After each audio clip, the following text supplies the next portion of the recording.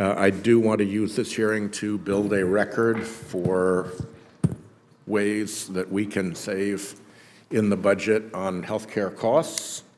And so today's hearing is about excess costs in healthcare and ways we can reduce the budget by spending healthcare dollars more efficiently.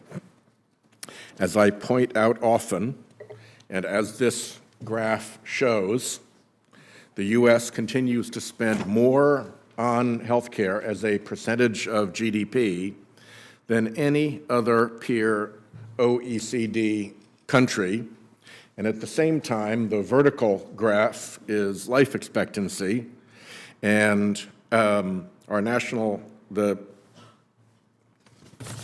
average life expectancy in this country is lower than that of most of our peer countries, parallel to Estonia. We also spend more on healthcare per person, not just per GDP, over 1.5 times more than the next closest country, Switzerland.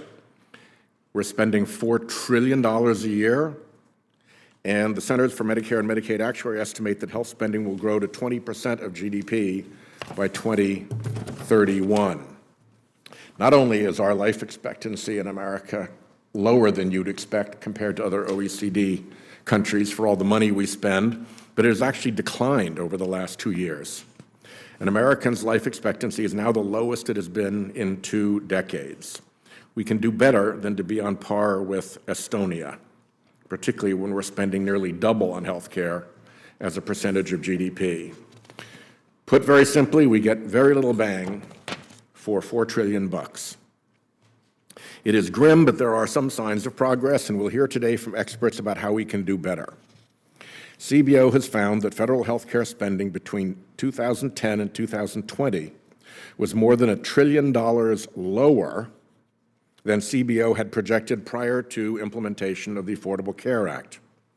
And as this chart shows, CBO now projects the U.S. will spend $4.6 trillion less on the major federal health programs, mainly Medicare and Medicaid, over the next decade than was projected pre-ACA.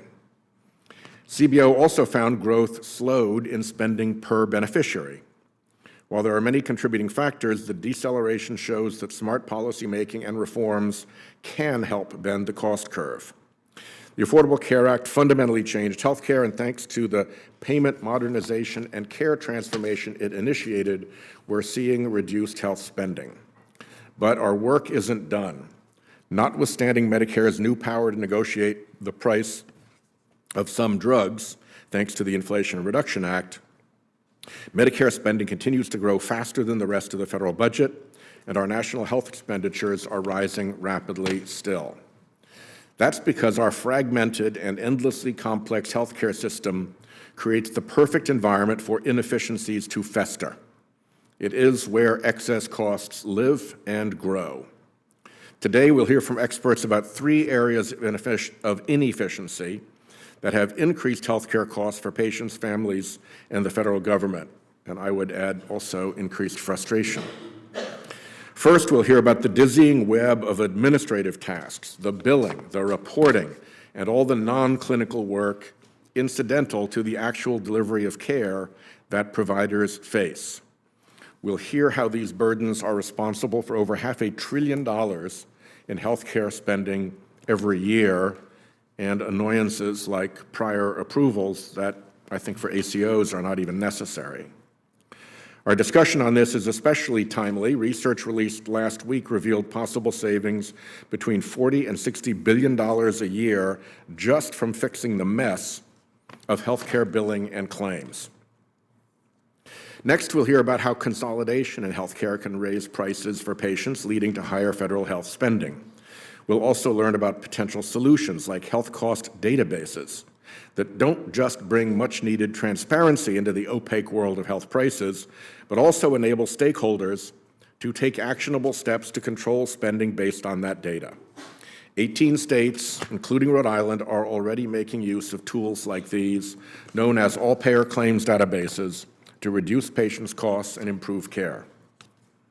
Then we'll hear from one of Rhode Island's leading healthcare experts, Dr. Al Kouros, about how our fragmented health system, with patients often navigating multiple providers at different sites instead of obtaining care from a primary care provider, results in worse care at higher cost.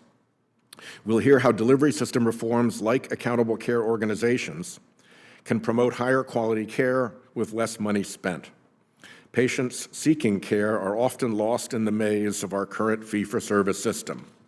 Transitioning to value-based care predicated on strong primary care can help achieve the long-sought triple aim of better care, better health, and lower costs. Within our current healthcare system, there is no doubt that value-based care is the best solution.